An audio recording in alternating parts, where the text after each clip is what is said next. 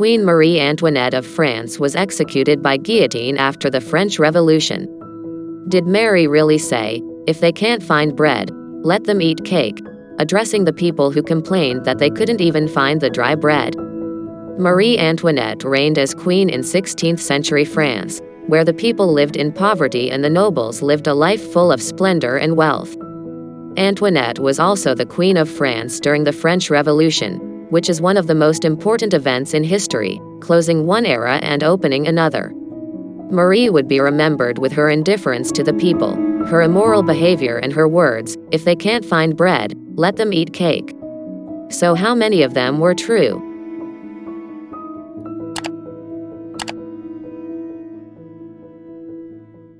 Born in Vienna in 1755, Marie was the 15th child of Roman Emperor Franz I and Habsburg Empress Maria Theresa.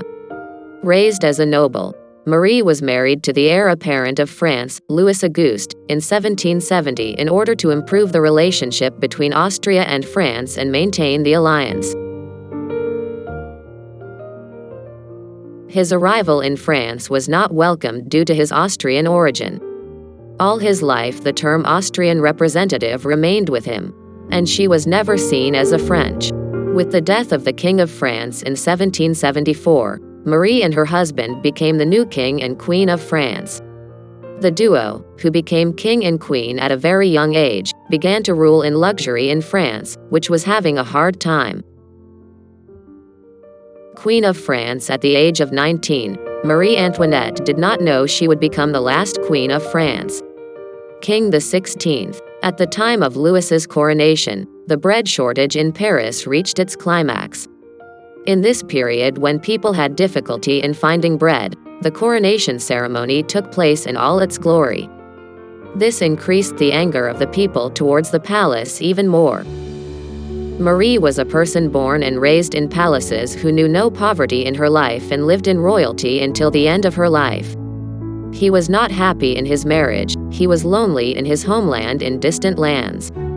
The couple could not have children in the first 7 years of their marriage. Marie Antoinette was very bored in the palace. Because the maids were doing all the work, she was helping her maids even as she got out of bed. In addition to all this, the popularity of the royal began to suffocate him. She complained to her mother about this situation by saying, "I wear my lipstick in front of the whole world.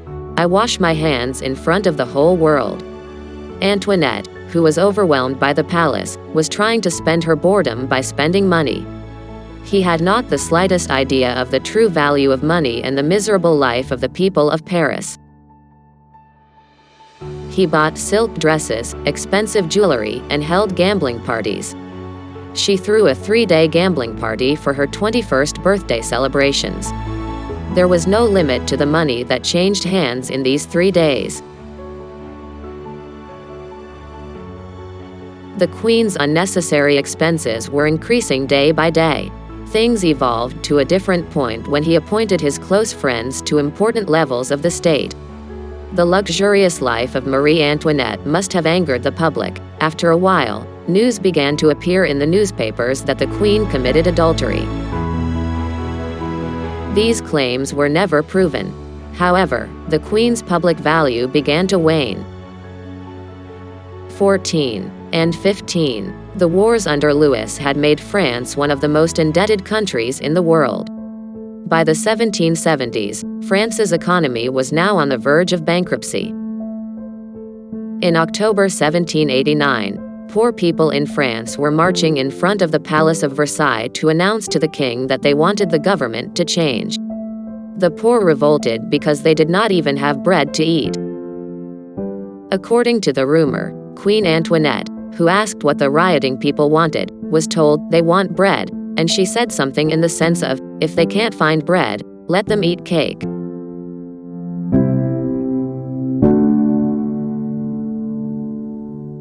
Are you the one who made this statement? After a while, the bread-cake dilemma would manifest as a guillotine knife on the Queen's neck.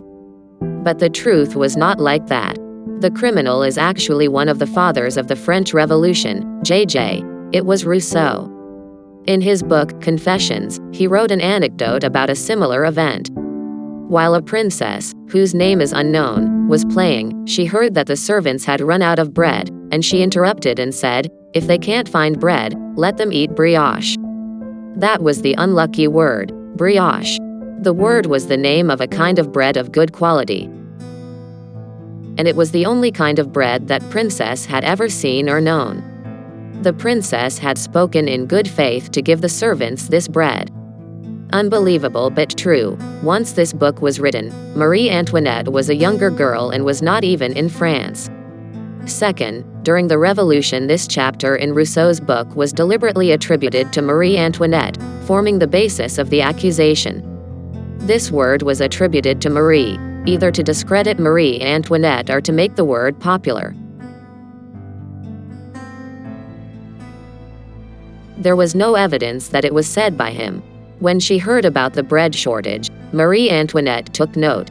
"When I see these people who treat us so well despite their own misfortunes, I think that we should definitely work harder for their happiness." The king sees this fact too.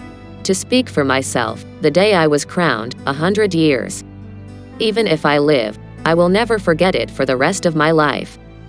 The king and queen were arrested during the French Revolution in 1793, accused of treason. There was an atmosphere of panic in the palace. Those who could escape left the palace without looking back. However, the king and queen were not allowed to leave the palace. King 16, Louis was deposed by the Republicans. As a result, in 1793, King Louis was found guilty of treason.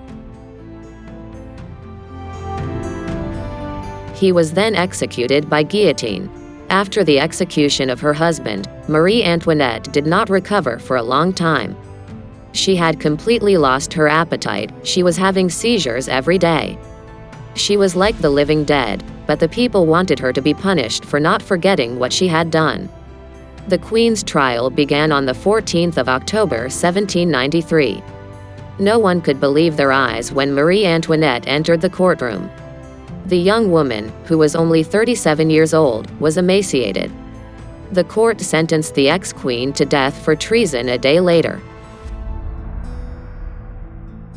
In the end, she died by guillotine just like King Louis. This phrase, attributed to Marie Antoinette, took its place in history as a statement about the complete separation of the royals from the people and the palace's ignorance of the state of the people, and it became a universal expression by crossing national borders.